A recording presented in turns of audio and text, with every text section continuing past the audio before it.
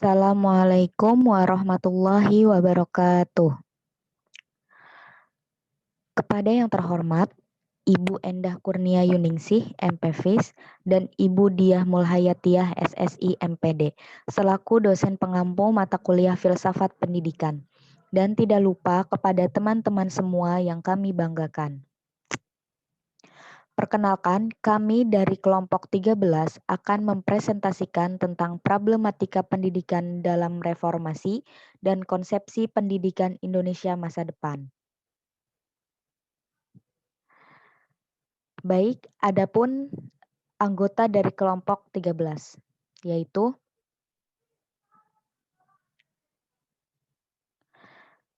saya sendiri, Nurmalia Wahidah, sebagai penyaji 1, bersama rekan saya, Mila Deliana sebagai penyaji 2.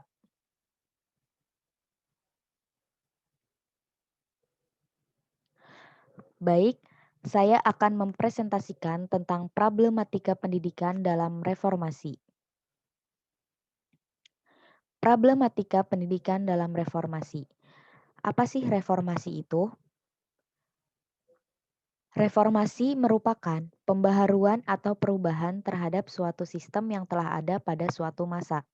Sedangkan reformasi pendidikan adalah upaya perbaikan pada bidang pendidikan. Ada 3 masalah dalam pendidikan masa reformasi, yaitu rendahnya kualitas pendidikan, rendahnya pendidikan moral, dan rendahnya kemampuan literasi.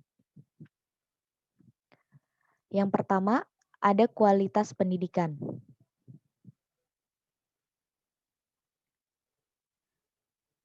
Di dalam rendahnya kualitas pendidikan mencakup permasalahan khusus, yaitu yang pertama, rendahnya sarana fisik. Maksud dari sarana fisik adalah gedung sekolah, laboratorium, buku, dan lain sebagainya. Pada saat ini, kualitas sarana fisik pendidikan di Indonesia masih jauh dari kata sempurna. Masih banyak sekali sekolah dan perguruan tinggi di Indonesia yang gedungnya rusak. Kemudian kepemilikan dan penggunaan media belajar yang rendah, sehingga tidak meningkatkan hasil belajar siswa. Dan juga buku-buku perpustakaan yang tidak lengkap, yang akan menyebabkan kurangnya referensi siswa untuk sumber belajar. Sementara ketidakadanya laboratorium standar dan pemakaian teknologi informasi tidak memadai dan sebagainya. Bahkan masih banyak sekolah yang tidak memiliki perpustakaan, tidak memiliki laboratorium, dan sebagainya. Rendahnya kualitas sarana fisik ini tentu akan menyebabkan tidak efektifnya proses pembelajaran karena kurangnya fasilitas yang digunakan. Hingga saat ini banyak sekali berita tentang sekolah yang rusak dan masih belum bisa diselesaikan. Dari beberapa data menunjukkan bahwa fasilitas fisik yang belum memadai itu terlihat dari penanganan pendidikan di Indonesia yang masih dinomor sekiankan. Sarana dan prasarana pendidikan dibiarkan rusak selama bertahun-tahun. Ini tentu saja mengganggu aktivitas pembelajaran. Yang kedua, rendahnya kualitas guru. Sebenarnya, jumlah guru di Indonesia pun sudah cukup memadai. Tetapi permasalahannya adalah banyak guru yang tidak memenuhi persyaratan untuk menjadi seorang guru yang profesional. Dan guru di Indonesia kurang memerankan fungsinya sebagai guru yang profesional. Banyak guru di sekolah-sekolah yang bukan berasal dari universitas yang diperuntukkan untuk seorang guru. Artinya banyak mereka yang yang bukan berasal dari universitas dengan jurusan pendidikan. Maka dari faktor tersebut, banyak guru yang tidak dapat mengajar dengan baik, guru tersebut tidak mengetahui bagaimana cara mengajar, serta membimbing peserta didik dengan baik.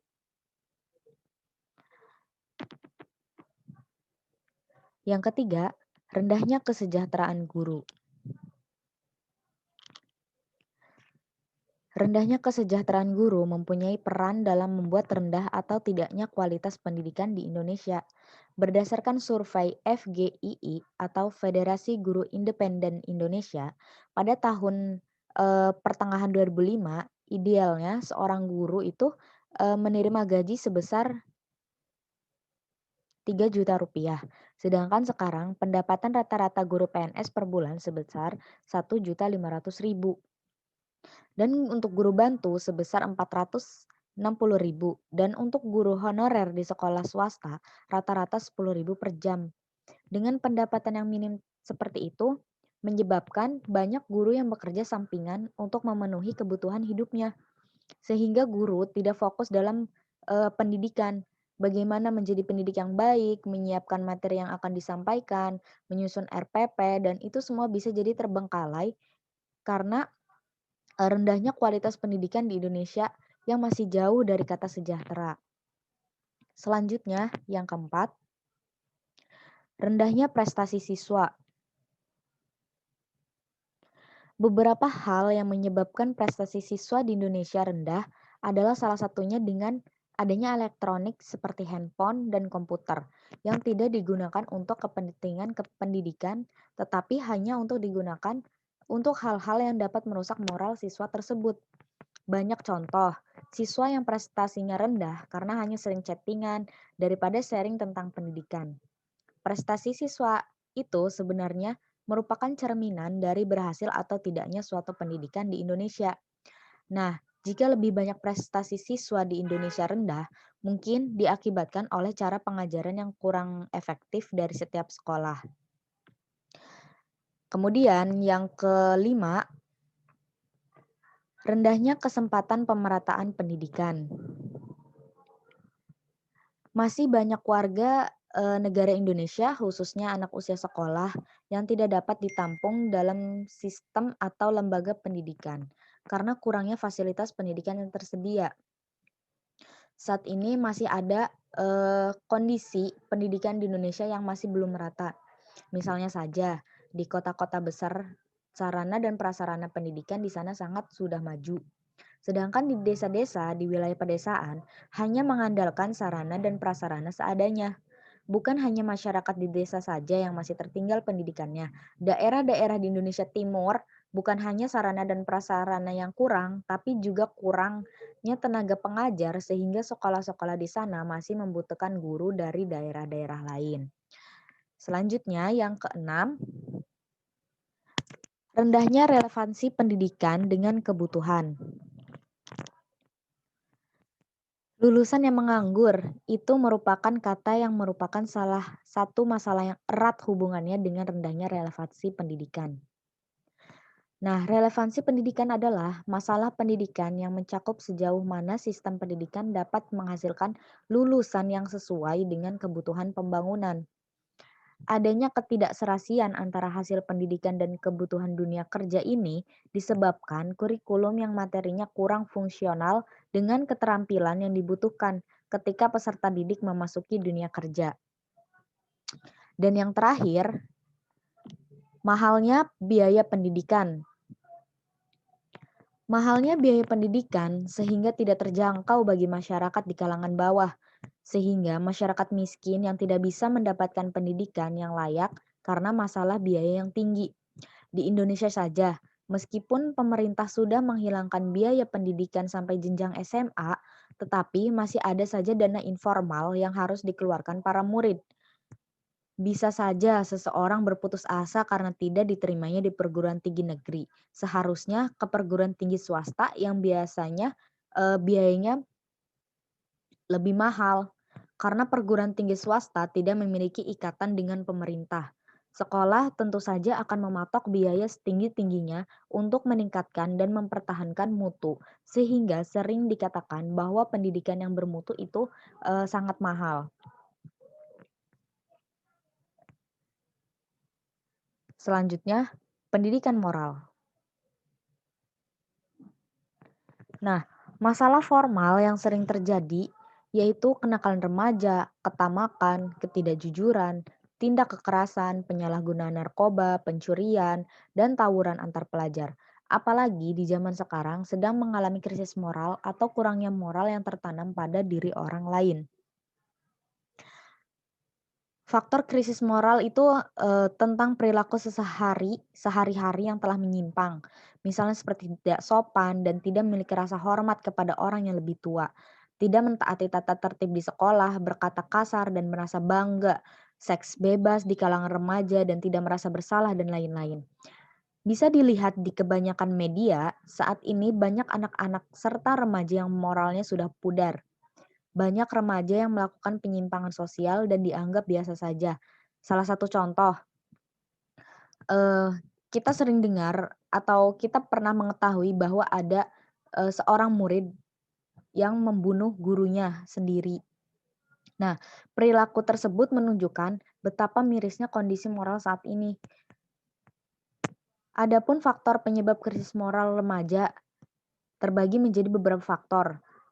Di antaranya adalah kemajuan teknologi yang disalahgunakan oleh remaja, lalu merosotnya moral pada remaja, dan memudarnya kualitas keimanan. Dan tidak lupa, pengaruh lingkungan juga mempengaruhi sifat-sifat remaja. Selanjutnya, kemampuan literasi. Literasi dapat diartikan sebagai sebuah kemampuan membaca dan menulis. Kebiasaan membaca dianggap sebagai faktor utama dan mendasar dalam literasi. Tingkat literasi masyarakat suatu bangsa memiliki hubungan yang vertikal terhadap kualitas bangsa. Tingginya minat membaca buku seseorang berpengaruh terhadap wawasan, mental, dan perilaku seseorang. Pernah kita dengar jargon seperti ini. Banyak baca, banyak tahu. Tingkatkan kompetensi, raih berjuta prestasi. Itu artinya dengan membaca kita akan tahu tentang segalanya. Dan jika kita tidak pernah membaca, pasti kita akan sedikit ilmu. Dan banyak membaca berarti kita akan menerima banyak-banyak ilmu dan dapat menerapkannya dalam kehidupan sehari-hari.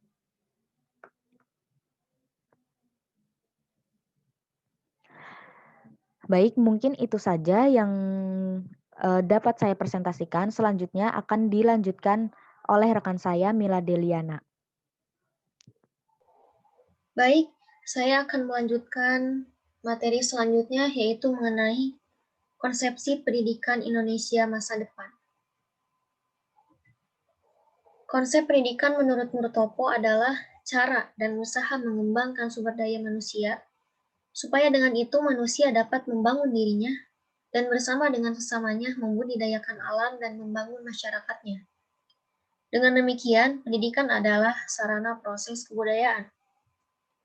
Konsep pendidikan yang dibutuhkan saat ini di Indonesia yaitu meliputi pengembangan pendidikan karakter bangsa, pembangunan kecerdasan, akhlak dan kepribadian peserta didik secara utuh, sesuai dengan tujuan pendidikan nasional. Karena pada masa kini, seiring perkembangan zaman, mulai banyak perubahan dan pergeseran aspek nilai moral yang terjadi dalam kehidupan bermasyarakat. Bangsa Indonesia saat ini dihadapkan pada krisis karakter yang cukup memprihatinkan.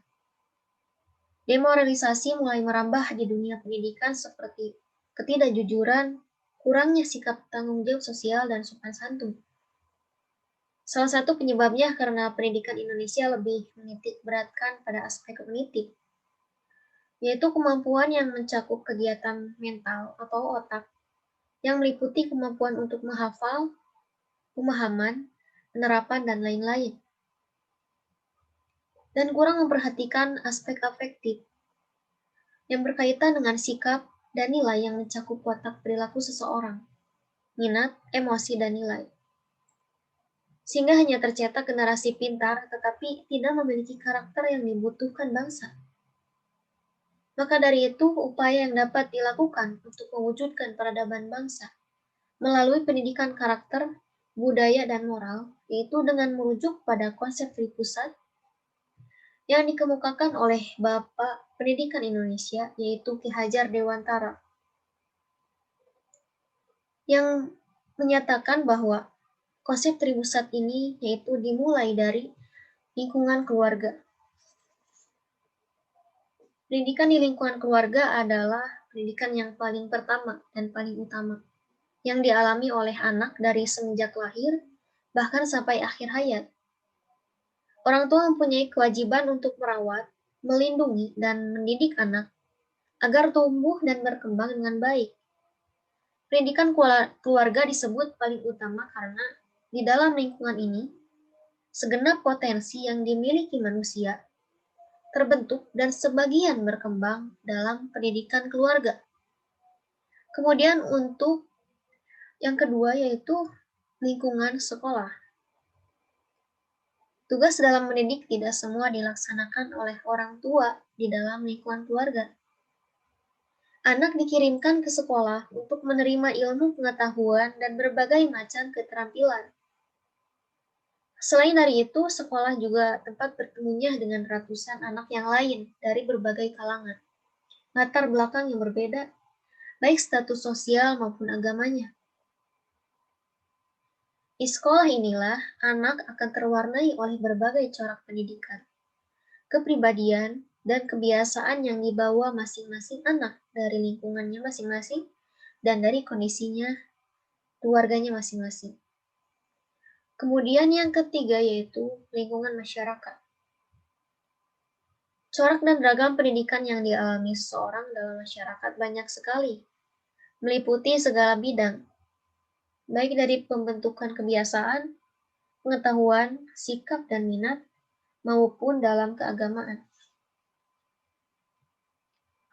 Dengan demikian, pendidikan harus betul-betul diarahkan untuk menghasilkan manusia yang berkualitas dan mampu bersaing di samping memiliki budi pekerti yang luhur dan moral yang baik.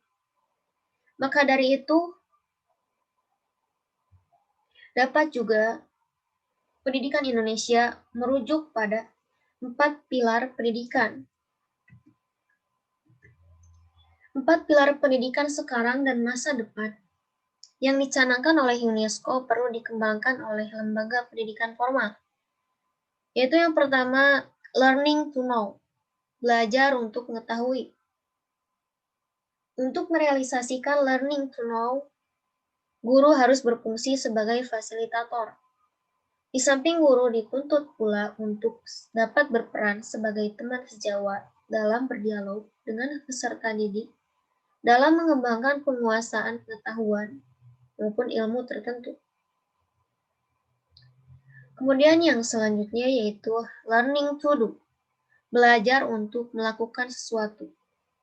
Learning to do akan bisa berjalan jika sekolah memfasilitasi peserta didik untuk mengaktualisasikan keterampilan yang dimilikinya, serta bakat dan minatnya.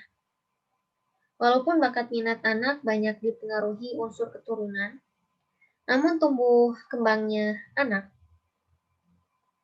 dalam bakat dan minat tergantung pada lingkungannya. Keterampilan dapat digunakan untuk menopang kehidupan.